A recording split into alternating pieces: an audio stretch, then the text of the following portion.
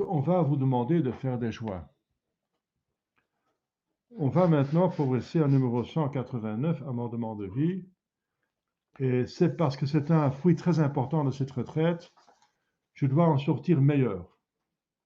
Qu'est-ce que je vais choisir? Maintenant, vous savez comment choisir et faites un choix sur quelque chose que vous voulez faire, n'est-ce pas?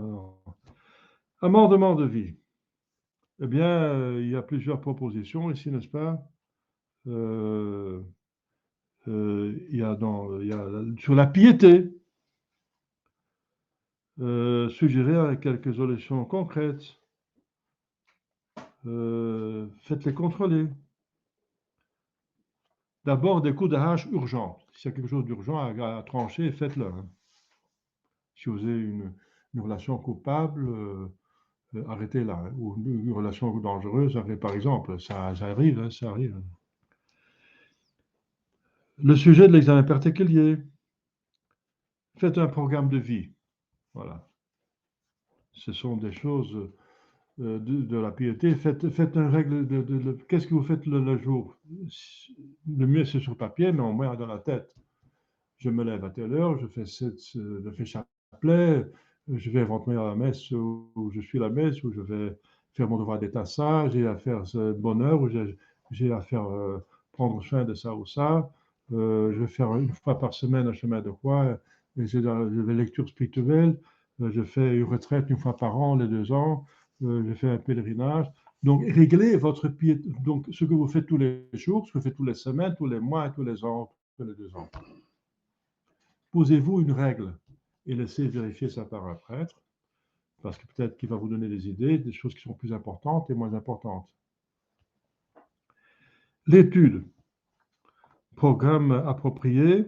Tout chrétien qui n'étudie pas la religion pêche par le fait même. On est obligé toujours d'approfondir sa religion, car il se rend responsable des devoirs qu'il n'accomplit pas par ignorance. Donc avoir chaque semaine plusieurs heures d'études, si c'est possible. Et demander au prêtre d'un bon livre, ou laisser vérifier, n'est-ce pas, le livre que vous lisez. Indiquer quelques, donc voilà, j'ai une liste de livres, n'est-ce pas, j'ai une liste de livres, hein, donc par exemple, dans l'introduction de Tanqueray, il y a des centaines de livres qui sont des livres de saints qui sont très intéressants pour la vie religieuse. La piété, très intéressant.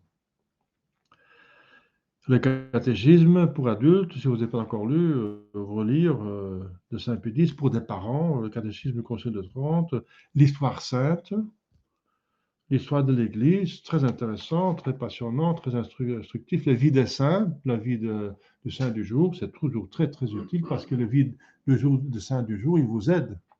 Il a une grâce particulière pour aider ce jour l'Église sur terre.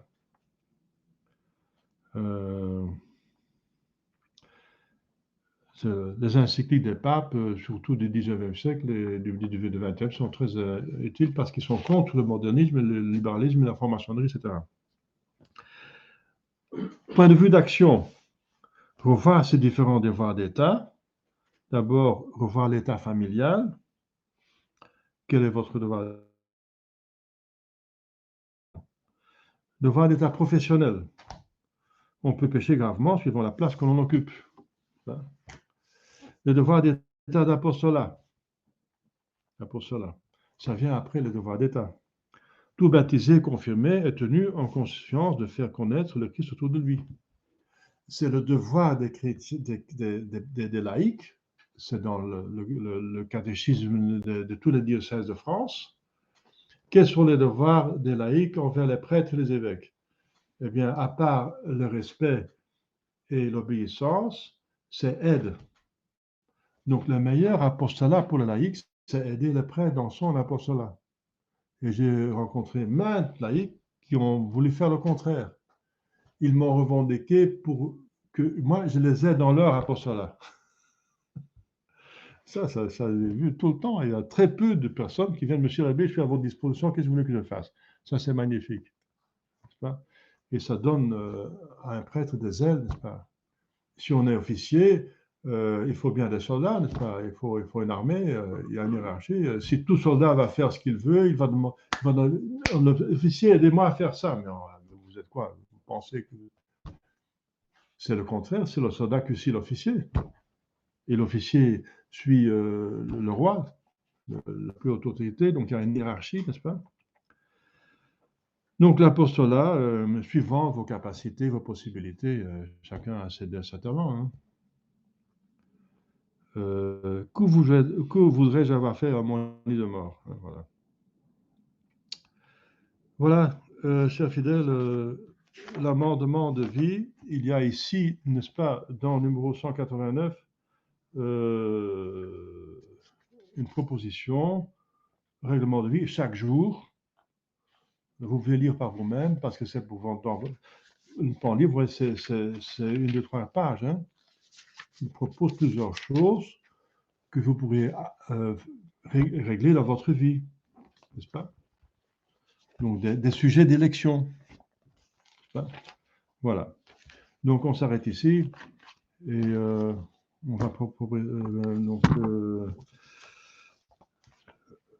passer à l'exercice suivant.